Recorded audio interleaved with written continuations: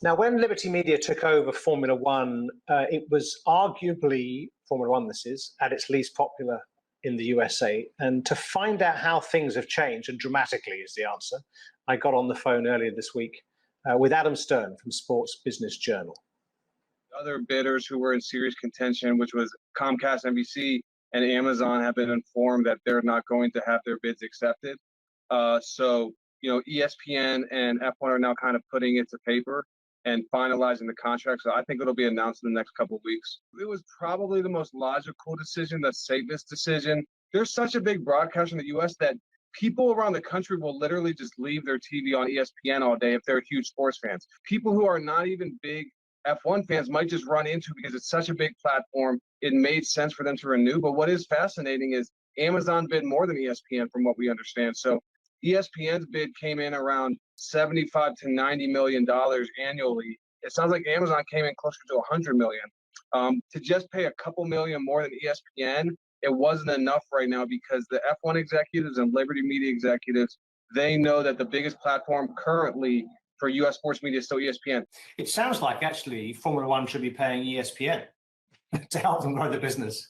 Yeah, absolutely. I mean, it's been so symbiotic. You're exactly right. And they were previously with NBC Sports in the U.S. for their media rights. They decided to go on a flyer with ESPN and see if it would work. They took no money at first, literally went for free. Now ESPN has this really sexy property that they're aligned with. There's going to be 3 races in the U.S. next year, as we know, 6 overall in the Americas, if you include Central and South America. They did not want to lose this property. So, I mean, they're paying 1,500% more. That shows you how much they wanted to keep this. And what does the future hold for F1? Is it continued growth, or does it have challenges ahead, do you think?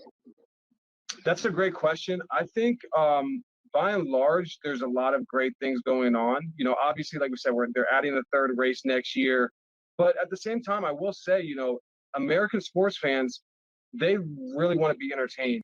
Last year was so exciting. F1's going to have to be able to replicate that to keep American fans, these new American fans who are not diehard petrol guys.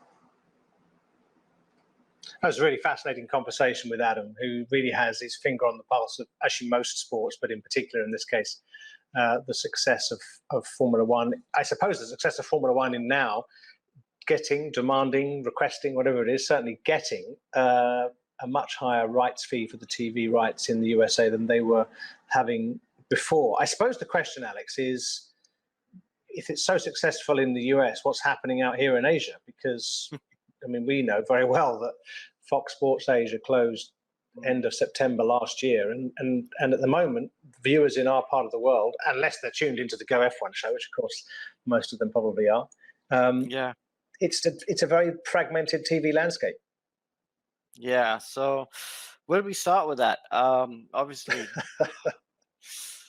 I mean, there are a lot of Formula One fans. We get a lot of messages all the time saying, when we're going to get regional coverage again, and hopefully that will start soon. And I mean, I'm biased. I love Formula One, but what do you think, Matt? Do you think will we ever get back to having some proper coverage here in Asia? Well, here's the thing. There's 6,000, as I'm looking at my Twitter, there's 6,000 people currently watching this show live at, well, not all of them are in Asia, of course, but it's 1:30 in the morning as we're live at the moment.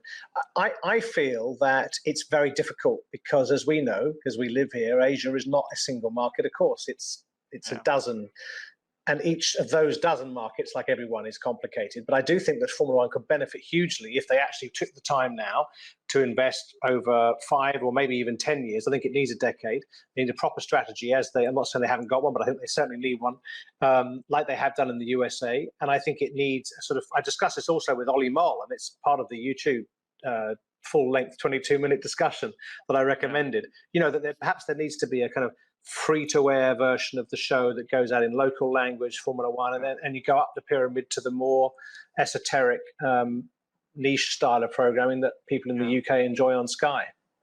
Yeah, and to be honest, they need to rethink completely the strategy. Actually, now you said it, you reminded me what's the biggest problem with Asia is that Formula One comes in as a circus, turns up, takes a whole bunch of money and disappears. Does nothing for the local community, does nothing for helping grow the sports here. And again, it's difficult because there's so many different countries. And I suppose that's why I focus so much on esports these days, because at least then we can reach out to a lot more people. We can drive on a lot more tracks, try and do a lot more cars. Formula One's always going to be Formula One, but if they really want to grow the interest here, they need to focus on motorsport, because anyone that follows motorsport will follow Formula One. So they need to go hand in hand with the FIA and see what they can do to help promote more local motorsport in this continent.